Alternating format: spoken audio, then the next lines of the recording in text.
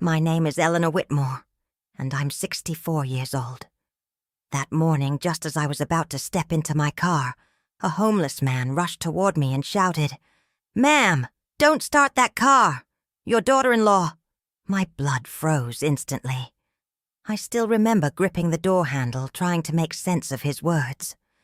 Moments like that remind me how connected we all are. Speaking of which, where are you watching this from? I'd love to see the cities and towns this story can reach. With a deep breath, I forced myself to keep going. The meeting about my husband's inheritance was waiting, and I had no idea how much my life was about to change. I woke up that Tuesday morning with a heaviness in my chest that I couldn't explain. 3 months had passed since Harold's death, and every day felt like I was walking through fog. At 64, I thought I had learned how to face storms, but nothing prepared me for the silence of an empty bed, the way the house echoed without his laughter. That morning, however, the silence carried something different, an unease I couldn't shake. The call from the attorney's office the day before had been brief and professional. "Mrs. Whitmore, we're ready to finalize the estate settlement. Can you be here at 2 at Anam tomorrow?" The woman's tone had been cold, detached, as if my life were just paperwork on her desk. I agreed, of course, after months of waiting. It was time to close this painful chapter. But in my heart, I knew the meeting wouldn't be as simple as signing papers.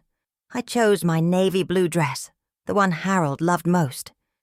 He used to say it made my eyes shine, and I wanted to carry a piece of him with me. Around my neck, I clasped the pearl necklace he had given me on our wedding day. Looking into the mirror, I hardly recognized myself. My auburn hair was now streaked with silver, and the lines around my eyes had deepened from grief. Still, I told myself I had to look strong. For Harold, for our son Michael, and for myself. The drive downtown was unusually tense.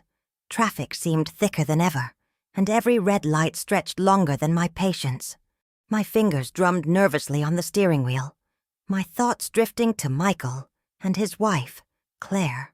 My daughter-in-law and I had never been close, but Harold always insisted we try to keep peace in the family.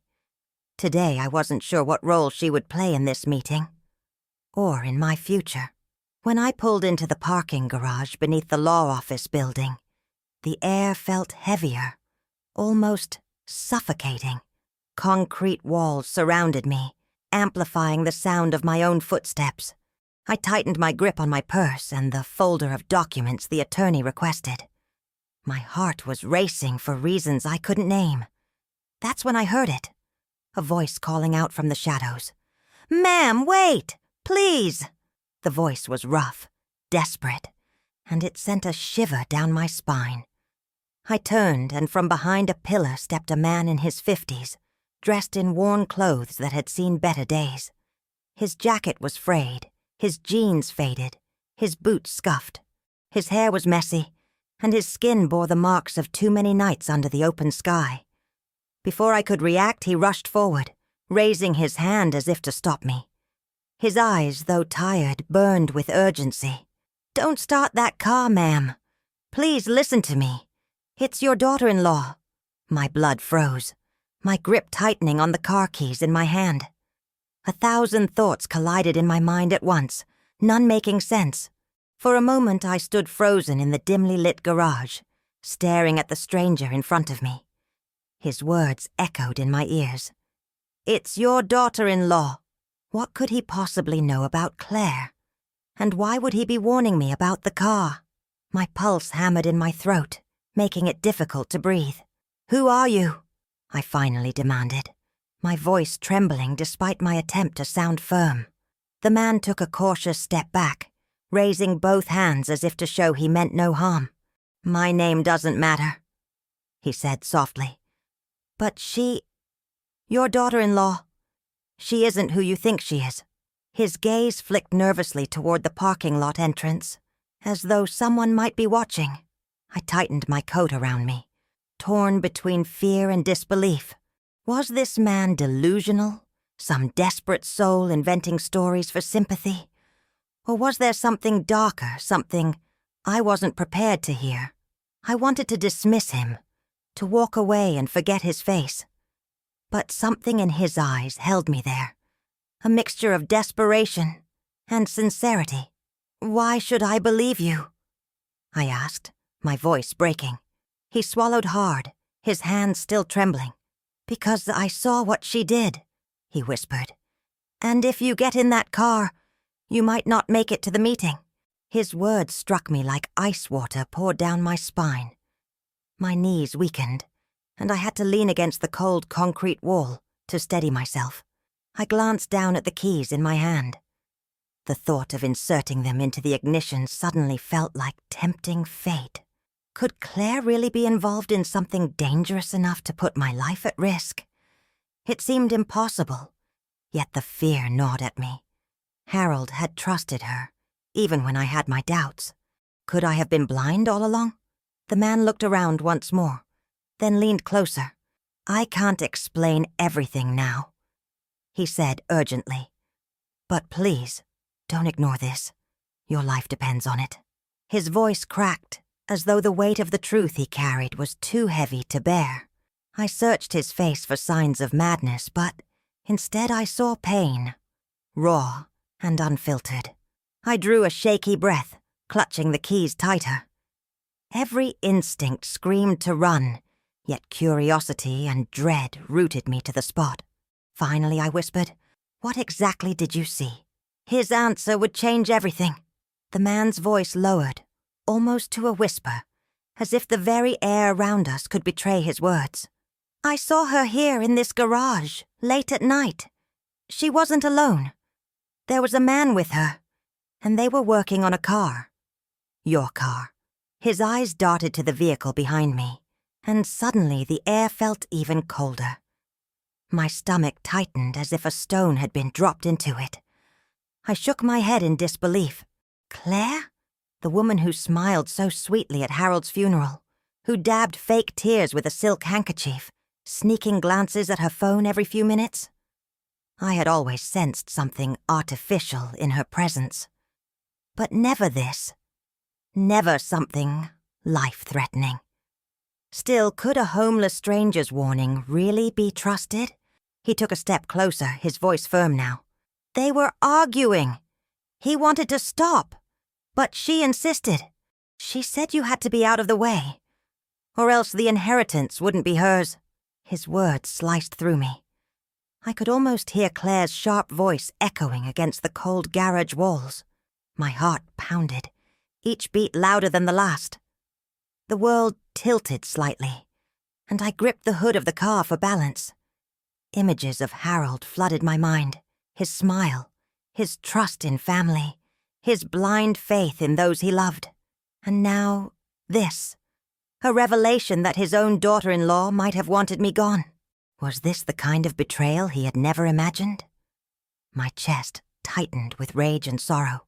"Why are you telling me this?" I asked, trying to keep my voice steady. His eyes softened, and for the first time I noticed the raw humanity in them. "Because I've lost too much by staying silent in the past. I won't let another person pay the price." His jaw clenched, as though haunted by his own failures. The sound of approaching footsteps echoed through the garage, and his body tensed. He backed away, retreating toward the shadows. "Please, be careful. Don't trust her. And don't use that car until you know it's safe." His final words faded into the cold air as he disappeared behind a concrete pillar. I stood frozen, clutching my purse and the folder of documents like lifelines. My entire body trembled, not from the chill of the garage, but from the weight of his warning. The meeting was just hours away, but my world had already been shattered before it even began. I left the garage on unsteady legs, choosing to walk the few blocks to the attorney's office instead of risking the car. Every step felt heavier than the last, my mind racing with questions that had no answers. Was the man telling the truth? Or had grief made me gullible, willing to believe any dark whisper that confirmed my suspicions about Claire? The city seemed louder that day. The honking horns, the chatter of strangers, the rush of footsteps on the sidewalk. Yet I felt detached, as though moving through a world that no longer belonged to me. Each passing face blurred into shadows, none of them carrying the truth I desperately sought. By the time I reached the office building, my knees were weak, and my heart was still pounding. The receptionist greeted me with a polite but mechanical smile, her eyes glazed from routine. "Mrs. Whitmore, the others are already here. Please, take the elevator to the 6th floor." Her words were neutral, but they carried a weight I couldn't ignore. The others. The elevator ride felt eternal. Each floor dinged like a countdown, not just to the meeting, but to the truth itself. I stared at my reflection in the mirrored walls, barely recognizing the weary woman staring back at me. She looked haunted, fragile, but behind her eyes flickered a fire, one fueled by fear and determination. When the doors slid open, the muffled voices of the gathering reached my ears. I could hear Michael's tone, anxious but controlled, and then Claire's laugh, a sharp, unnatural sound that made my stomach twist. She was already here, already comfortable, as if she owned the room. I stepped into the conference area, every gaze turning toward me. My son offered a tight smile, relief flickering in his eyes. Claire, however, froze for a brief second when she saw me, her expression faltering, before she quickly masked it with another sweet smile. But I saw it. I felt it, a flicker of fear. As I took my seat, the attorney shuffled his papers, ready to begin. Yet my mind was far from legal documents. All I could think of was the homeless man's warning, the way his voice cracked with urgency. I sat across from Claire, my heart beating like a war drum. And for the first time, I realized this wasn't just a meeting. This was a battlefield. The attorney cleared his throat, his glasses sliding slightly down his nose as he began. "We are here to finalize the estate settlement of Harold Whitmore." His voice was steady, but my ears buzzed, drowning out his words. Across the table, Claire sat with her legs crossed, her hands delicately folded, projecting an image of innocence. Yet I couldn't shake the echo of the homeless man's warning. Michael shifted uncomfortably in his chair, glancing at me as though searching for reassurance. I offered him a small smile, though inside I was unraveling. My son had always been trusting, perhaps too much so, especially when it came to Claire. He couldn't see what I saw, the cracks in her mask, the brief flicker of fear when she first laid eyes on me. As the attorney droned on about assets, accounts, and legal documents, I studied Claire. Her smile was rehearsed, her nods perfectly timed, but her fingers betrayed her. They tapped lightly against the table, an almost imperceptible rhythm of impatience. Or was it nerves? Every subtle movement felt like a clue in a mystery I had been forced to solve. Then, as the attorney paused to shuffle some papers, I caught her gaze.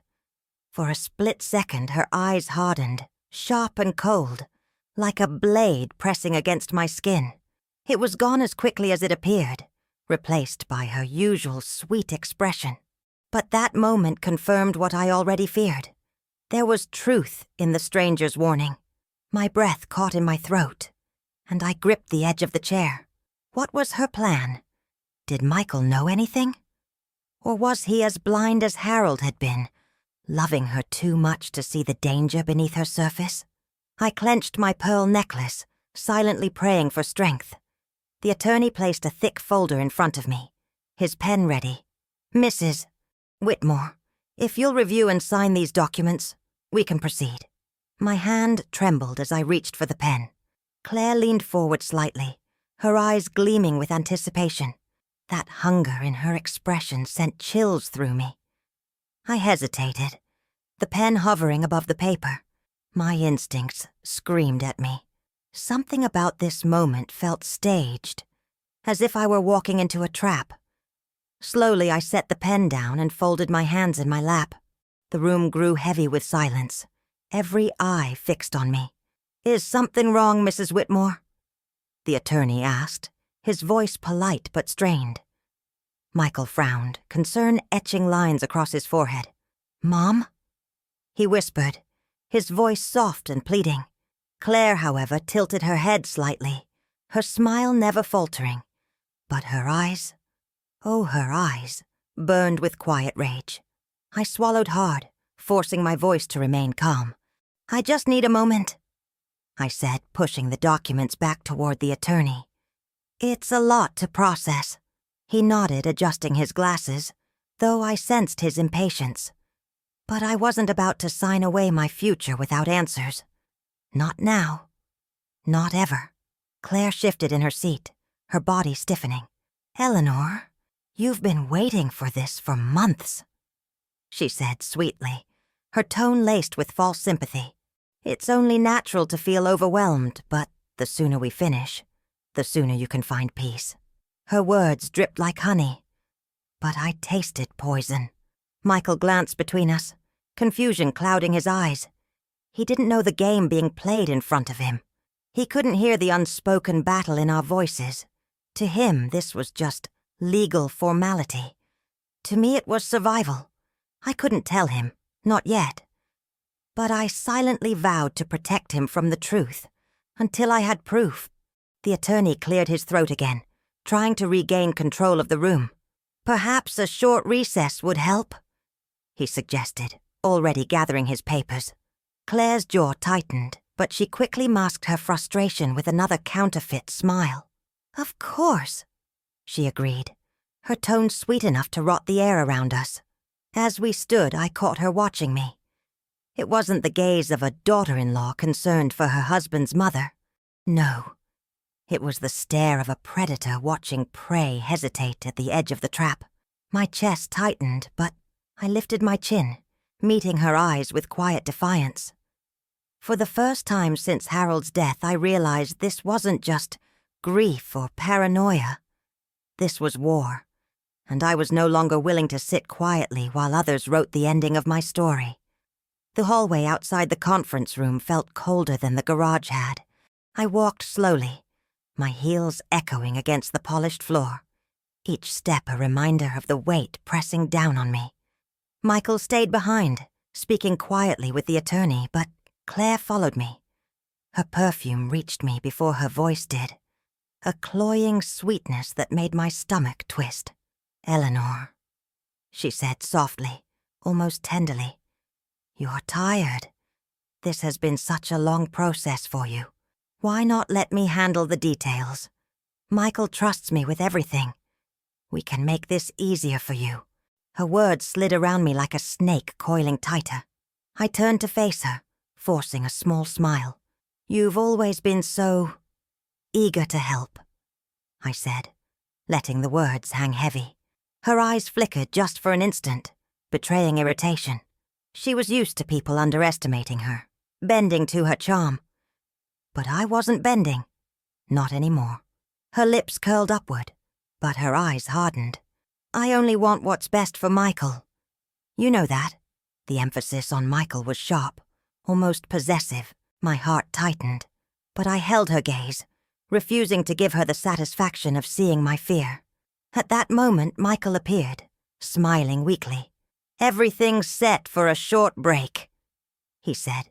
His arm brushed Claire's as if to steady her, and she instantly softened, her smile returning like a mask slipping back into place. Watching them together hurt more than I expected. Harold's son bound so tightly to a woman I could no longer trust. We moved to the lounge area where coffee and water had been set out. Claire busied herself with pouring tea, offering it to me with false warmth. I accepted the cup, but didn't drink, watching the steam curl upward as though it might carry away the truth. For the first time since stepping into the building, I realized the homeless man's warning had saved me. If I had ignored him, if I had brushed off his desperate eyes, I might not even be standing here now. I excused myself, claiming I needed the restroom. In reality, I needed space, to think, to breathe, to plan. My reflection in the mirror was pale, my eyes shadowed with doubt. But behind the fear, I saw something new. Resolve. Claire thought she could manipulate me, push me aside as if I were already buried next to Harold. She was wrong. As I left the restroom, I nearly collided with the receptionist, who was carrying a stack of files. Papers fluttered to the ground, and I bent down to help her gather them. One file caught my eye. Whitmore Estate. Addendum. My hands trembled as I handed it back, and she smiled awkwardly before hurrying away. Addendum? No one had mentioned that. Curiosity gnawed at me as I returned to the lounge. Claire and Michael were seated close together, her hand resting lightly on his arm. She looked up when I entered, her smile too polished, her eyes too calculating. I sat across from them, my mind racing with possibilities. What was in that addendum? Had Harold changed something before he died? Or worse, had someone tampered with his wishes after his death? Every theory spun through my head, each one darker than the last. The attorney soon returned, signaling that it was time to continue. We filed back into the conference room, the tension thick enough to choke on. I sat straighter this time, my nerves raw, but my spirit unbroken. As the attorney laid out new documents, my heart stopped.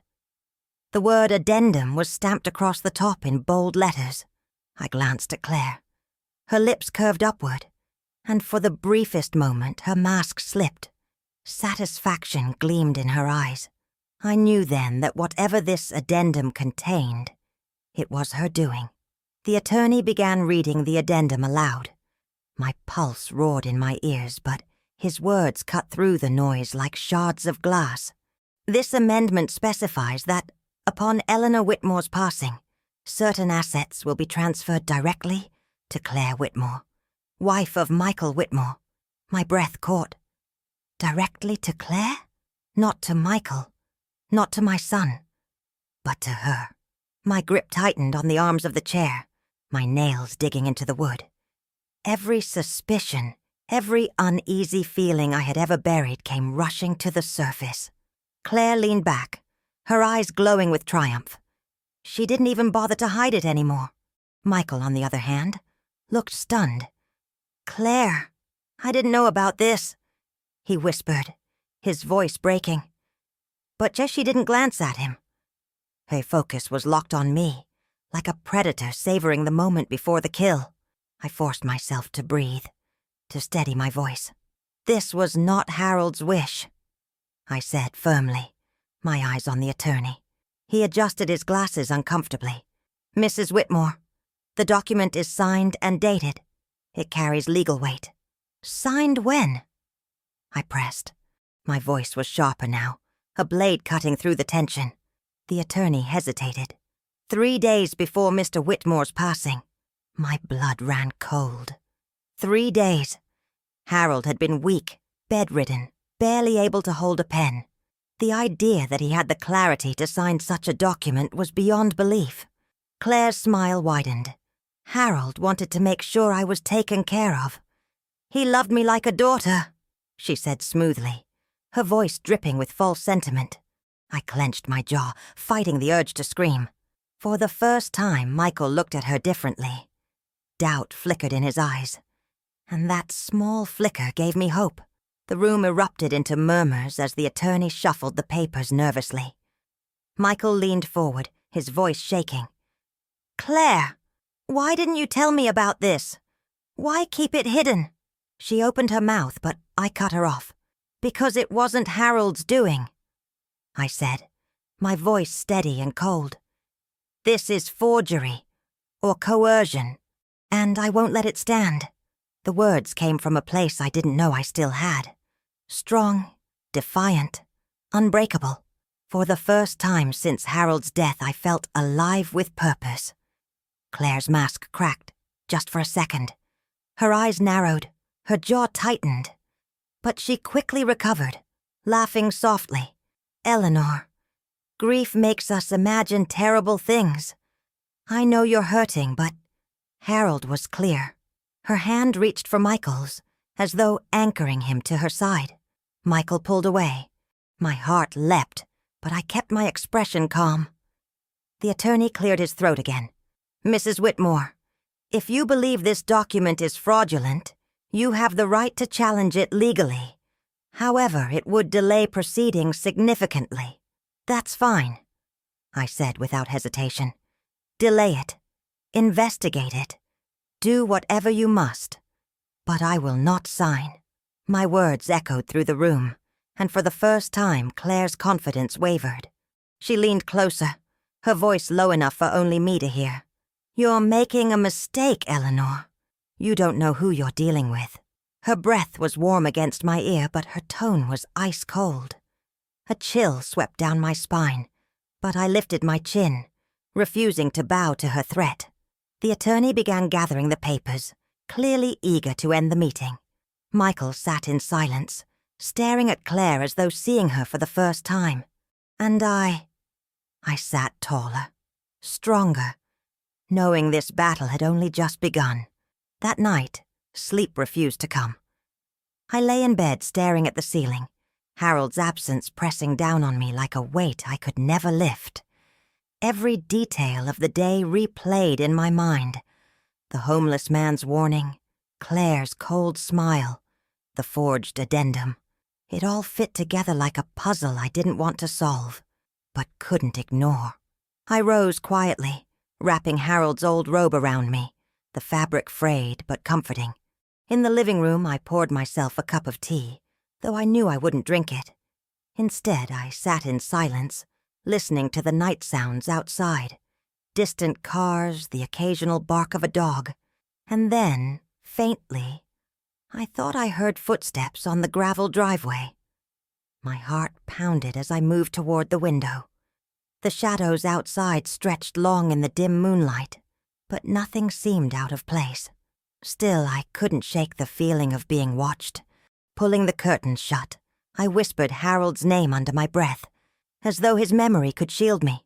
The next morning, I called my friend Margaret, a retired paralegal who had been Harold's confidant for years.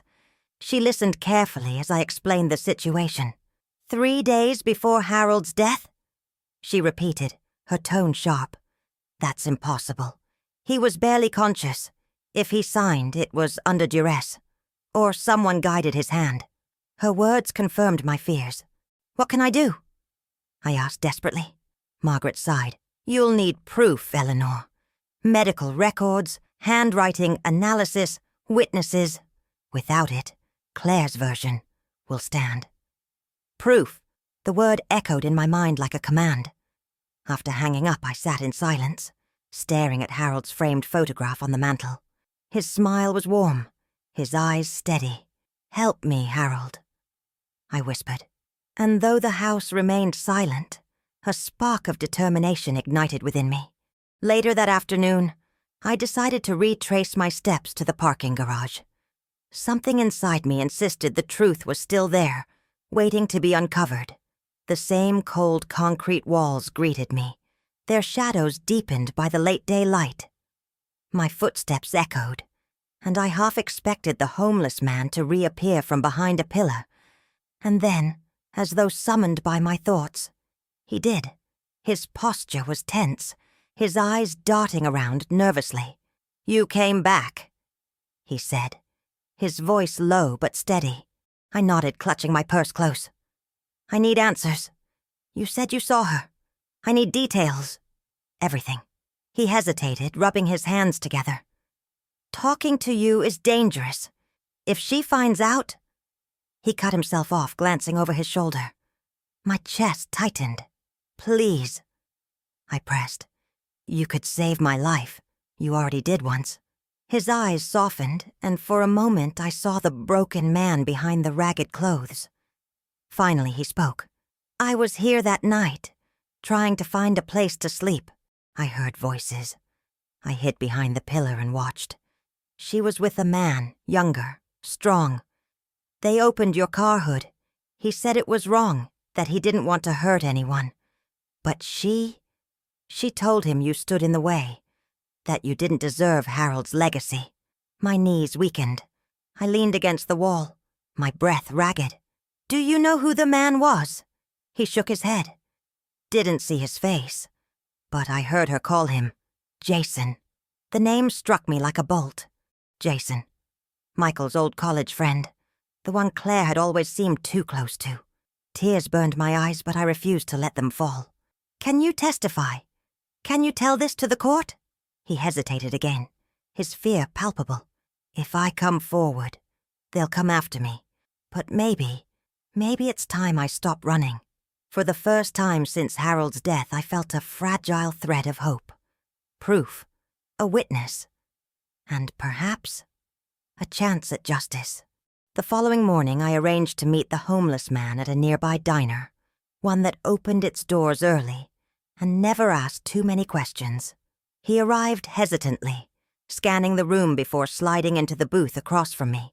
His clothes were the same, but under the harsh fluorescent lights, his exhaustion was even more visible. I ordered him breakfast, and as he ate hungrily, I studied his face. Every line seemed carved by hardship, but his eyes carried the weight of secrets too heavy to bear. When he finally spoke, his voice was quieter than the clink of silverware around us. "My name's Daniel," he admitted, "and I know more than I should." Hearing his name made him real, no longer just a shadow in the garage. "Daniel," I said softly, "what you saw could change everything. If you're willing to testify, we can expose the truth." His hand trembled around his coffee cup. "Testify? Lady, I'm nobody. No one believes men like me. But," he looked up, determination flashing in his eyes, "I can't stay silent anymore." He explained how he'd been living near the garage for months, invisible to the world. That night he had overheard enough to know the danger was real. Claire's voice had been sharp, commanding. Jason's reluctant. Together they had plotted in whispers, but Daniel had caught enough to understand. The car wasn't safe. "Why didn't you go to the police?" I asked. He shook his head. "They don't listen. I've tried before, and all they see is a vagrant. But you," he leaned forward, "you can make them listen." I reached across the table, resting my hand over his. "Then we'll do this together," I promised. For the first time in weeks, my voice didn't shake. Harold's memory deserved justice, and Michael, he deserved the truth about the woman he had married. As we left the diner, the morning sun bathed the street in pale gold. For the first time in a long time, I felt the warmth of hope. But in the back of my mind, I knew Claire would not surrender easily. That afternoon, I visited Margaret again, bringing Daniel with me. She greeted us with her usual warmth, but stiffened slightly when she saw him. "Is he—" she began. I nodded firmly. "He's the witness we needed." Daniel shifted nervously, but Margaret quickly softened, ushering us inside. Over cups of tea, Daniel recounted every detail once more. Margaret listened intently, jotting notes and asking precise questions. When he finished, she leaned back in her chair, her expression grave. "If what you're saying is true, Eleanor, this isn't just fraud. It's attempted murder." The words hit me like a thunderclap. Attempted murder. Claire hadn't just tried to cheat me out of Harold's legacy. She had tried to erase me altogether. My hands trembled, and Margaret reached over, steadying them. "We'll gather evidence," she said firmly. "Medical records, the timeline, handwriting experts. And now, with Daniel's testimony, we have a fighting chance." Daniel looked uneasy. "If she finds out I'm talking," Margaret cut him off, "then we protect you. You're not alone anymore." The certainty in her tone eased the fear etched across his face. For the next hour, we worked as a team. Margaret listed documents we needed to request from Harold's doctors, along with the attorney's office. I promised to dig through Harold's study for anything. Letters, journals, notes that might show his state of mind in those final days. As Daniel prepared to leave, he hesitated at the door. "You're risking a lot, Mrs. Whitmore," he said quietly. I met his eyes. "So are you. But sometimes the truth is worth the risk." His lips curved into the faintest smile, the first I'd seen on his face. When the door closed behind him, I turned back to Margaret. "Do you think we can win?" She looked at me with unwavering conviction. With the truth on our side? Yes. For the first time since Harold's death, I believed her. The following week was a blur of strategy and sleepless nights. Margaret and I spent hours piecing together Harold's final days, his hospital charts, the medications he was prescribed, the doctor's notes confirming his frailty. Each page painted the same picture. Harold was in no condition to sign legal documents, much less amend his will. Meanwhile, Daniel stayed hidden, alternating between Margaret's spare room and a shelter she trusted. Every time I visited, he seemed torn between fear and relief. "They'll come after me if they know I talked," he muttered more than once. I always reassured him, though my own heart raced with the same fear. Claire was cunning, and I knew she would not sit idle while I built my case. Michael, too, had begun to notice cracks in his wife's facade. He called one evening, his voice heavy with doubt. "Mom, Claire says you're imagining things, but I keep thinking about Dad. He would have told me if he made changes like that." I swallowed hard, fighting tears. "Trust your instincts, Michael. Your father loved you too much to keep secrets." Every conversation felt like walking on broken glass, but I refused to back down. Harold's memory deserved better than deceit. My future, Michael's stability, even Daniel's redemption, all of it was tied to exposing the truth, and deep down, I knew the day of reckoning was approaching. One night, unable to sleep, I sat in Harold's study, sifting through old papers, and then I found it. A letter dated just 2 days before his passing. His handwriting was shaky, but his words were clear. "Eleanor, everything belongs to you. Take care of Michael. The rest can wait." My hands shook as I held the letter, my heart pounding with both grief and vindication. This was the proof I had prayed for. But as I stared at the letter, I knew I had to move quickly. Claire was growing bolder, and the closer I got to the truth, the more dangerous she would become. The hearing was scheduled for the following Monday. I arrived at the courthouse early, clutching Harold's letter like a shield. Margaret stood beside me, her presence steady and reassuring. Daniel arrived minutes later, nervous but resolute, his clothes freshly laundered thanks to Margaret's care. He looked different, like a man reclaiming pieces of himself. Inside the courtroom, the atmosphere was tense. Claire sat at the opposite table, perfectly polished in a navy dress that mirrored my own. Her smile was sharp, her eyes cold. Michael sat beside her, his expression conflicted, his loyalty torn in two. Seeing him like that broke my heart, but I reminded myself, truth would set him free. When the judge entered, silence swept the room. The attorney presented the addendum first, his tone confident. But as soon as Margaret submitted Harold's medical records and the letter I had discovered, the tide shifted. Murmurs rippled through the courtroom. Claire's composure wavered, just slightly, but enough for me to notice. Then came Daniel's turn.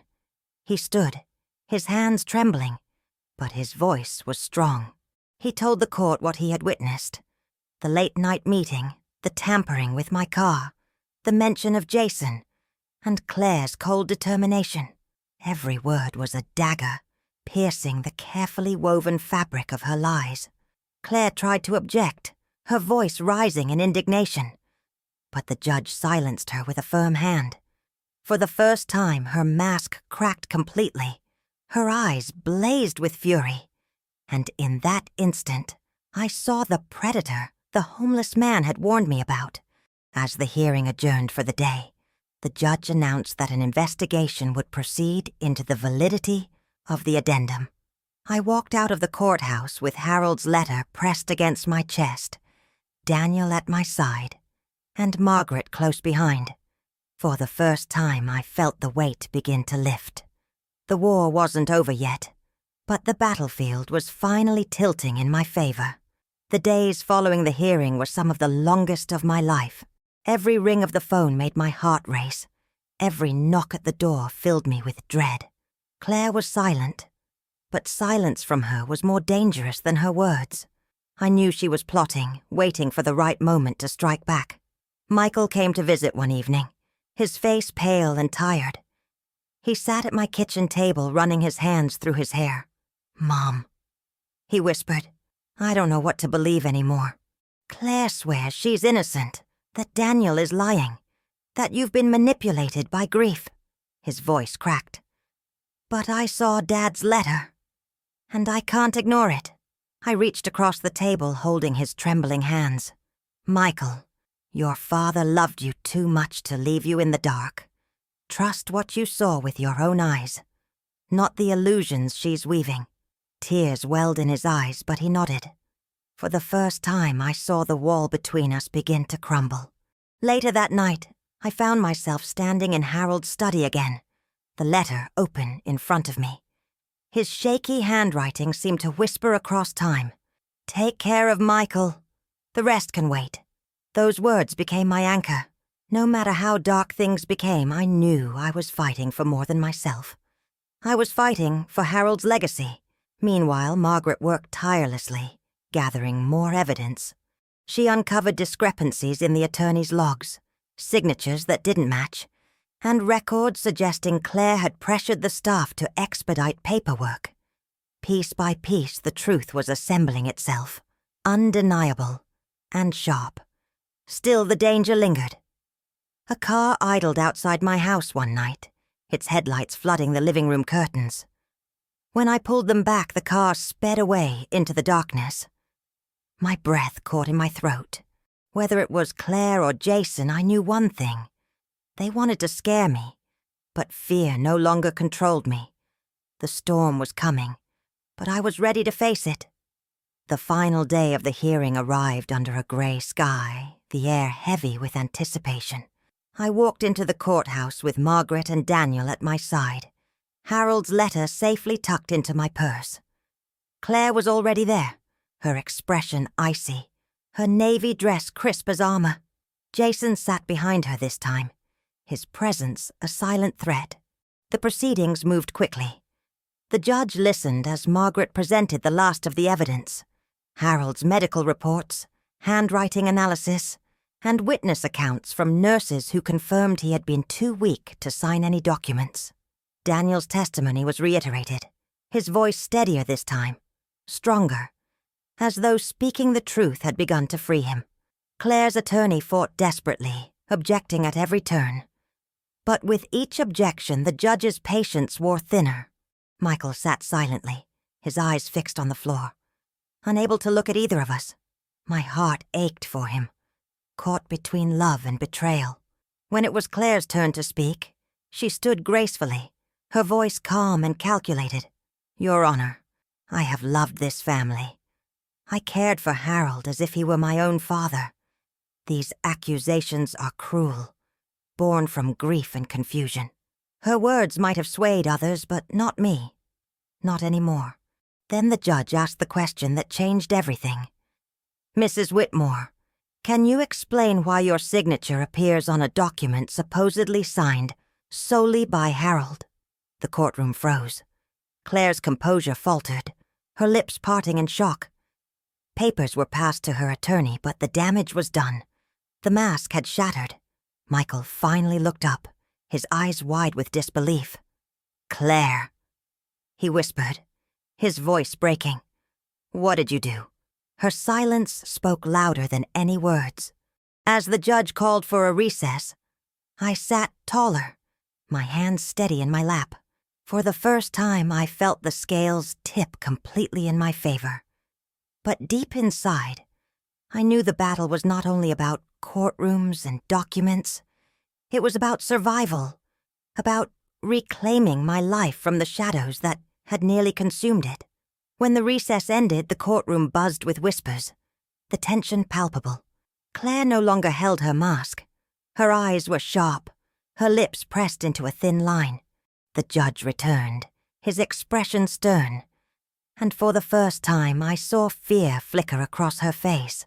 For years I had lived under shadows. First the grief of losing Harold, then the deceit that had poisoned my family. I had carried silence like a burden, letting others dictate the terms of my life. But as I sat there, something inside me shifted. I was no longer the woman who trembled in the parking garage. The judge declared that the addendum would be suspended, pending full investigation. Claire's shoulders stiffened, but she said nothing. Michael's eyes brimmed with tears as he turned to me. "Mom, I'm so sorry," he whispered. I squeezed his hand, my heart aching, but also healing. Walking out of that courthouse, the world felt different. For years I had believed I was powerless, that my voice carried no weight. Yet here I was, standing tall, the truth no longer buried under lies. And it wasn't just about defeating Claire. It was about reclaiming myself. But even then, in the quiet after the storm, I remembered all the nights I felt broken, defeated, and alone. The moments when I believed life had ended with Harold. It was in those dark hours that I stumbled upon something simple, almost foolish at first glance. 9 words whispered to me by a stranger in grief counseling. "Your story isn't over. It's only just beginning." Those 9 words had anchored me through the nights I thought I couldn't survive. And now, standing in the sunlight outside the courthouse, I realized they had come true. Life after that day didn't suddenly become easy. There were still battles to fight, legal procedures, family wounds, and the long process of rebuilding trust with Michael. But the difference was clear. I was no longer living as a woman trapped by fear. I was living as someone who had found her voice again. Daniel stayed in touch, and with Margaret's help, he began piecing his life back together. "You gave me a reason to speak," he told me once. But the truth was he had given me the same gift. His courage reminded me that no matter how broken we feel, there is always strength waiting to be claimed. Michael eventually admitted what I had long feared. He had ignored the signs in Claire for years, choosing comfort over truth. But never again. He promised. "I'll protect what Dad left us." His words warmed my heart, not because of the inheritance, but because Harold's spirit still lived on in his son. As for me, I often found myself whispering those 9 words again, letting them settle in my chest whenever doubt tried to creep back. "Your story isn't over. It's only just beginning." They reminded me that even in my 60s, even as a widow, life had the chapters still unwritten. To anyone listening now, I want you to know, pain doesn't have to be the end. Betrayal, loss, fear, they can break us, yes, but they can also remake us, if we let them. I left something in the pinned comment below. That's where it all begins, with just 9 simple words. Read them, hold them close, and let them carry you the way they carried me. Because sometimes survival isn't about winning battles. It's about remembering that the story isn't over. It's only just beginning.